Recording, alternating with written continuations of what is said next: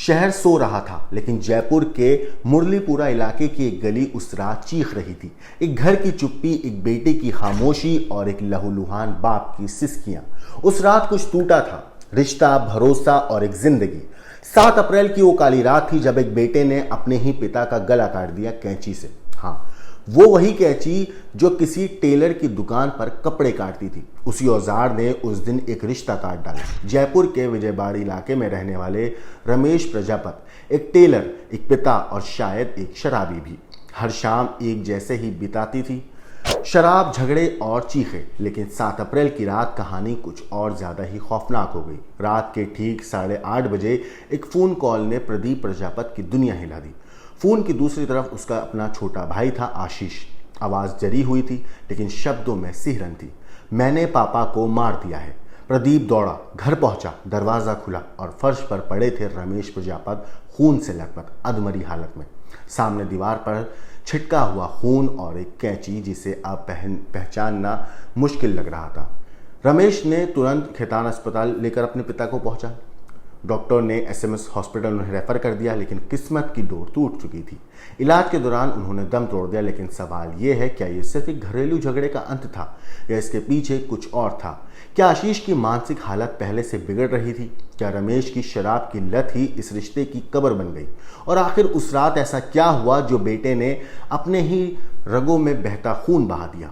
हम आपको बताएंगे उस परिवार की अंदरूनी सच्चाई, उन अनसुने झगड़ों की कहानी और एक बेटे के अंदर उमड़ते तूफान की तह तक जाने की कोशिश करेंगे, क्योंकि यह सिर्फ एक कत्ल नहीं है, ये एक चेतावनी है। घर के भीतर पल रही नफरत कभी भी खून में बदल सकती है। दोस्तों, तो वीडियो को अंत तक जरूर देखिएगा।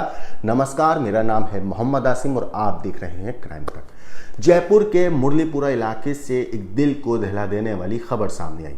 7 अप्रैल की रात को बाप बेटे की आपसी कहासुनी इतनी बढ़ गई कि बेटे ने गुस्से में आकर कैंची उठाई और अपने ही बाप की गर्दन में घोंप दी। ये कहानी है रमेश प्रजापत की, जो पेशे से दर्जी थे और शराब पीने के आदी भी।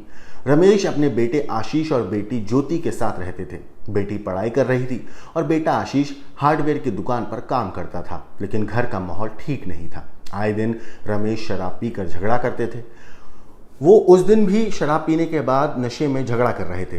रमेश ने शराब पी रखी थी और बेटे आशीष से किसी बात पर कहासुनी हो गई। लेकिन इस बार बात सिर्फ बहस तक नहीं रुकी। गुस्से से तिलमिलाया आशीष किचन से कैंची ले आया और सीधे अपने बाप की गर्दन में घोंप दी। खून बहने लगा। रमेश फर्श पर गिर पड़े। आशीष घबरा गया, समझ नहीं आया क्या करे, तो सीधे अपने बड़े भाई प्रदीप को फोन लगाया और बस इतना कहा, मैंने पापा को मार दिया है। प्रदीप दौड़ता हुआ घर पहुंचा। देखा तो बाप खून में लथपथ जमीन पर पड़ा हुआ है। वो अपने दोस्त को साथ लेकर तुरंत खैतान अस्पताल पहुंचा, लेकिन हालत गंभीर थी। डॉक्टर ने उन्हें एसएमएस अस्पताल रेफर कर दिया।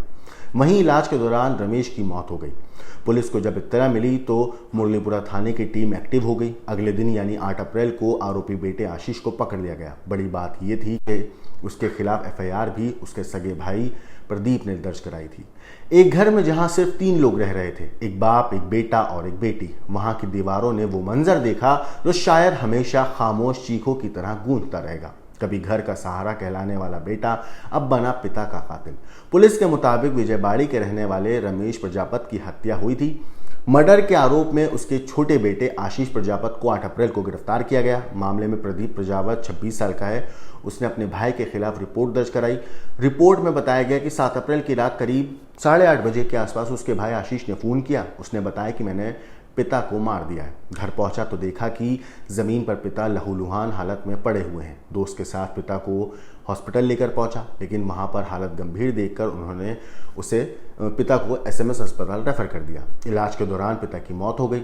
जानकारी के अनुसार मरहूम रमेश पाल टेलर थे और शराब पीने के आदी भी।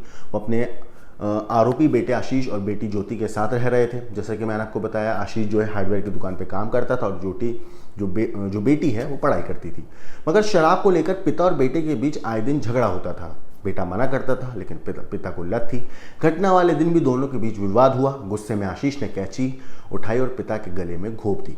इसके बाद वो वहां से अपने भाई को फोन करा और वहां से भाग निकलता है। हालांकि पुलिस ने तफ्तीश करी और अगले दिन उसे पकड़ लिया था। ये कहानी है जयपुर की। इस पूरी स्टोरी के ऊपर आपकी जो कुछ राय है हमें कमेंट करके जरूर बताइएगा। लेकिन देश और दुनिया की बाकी क्राइम की खबरों के लिए देखते रहिए क्राइम तक।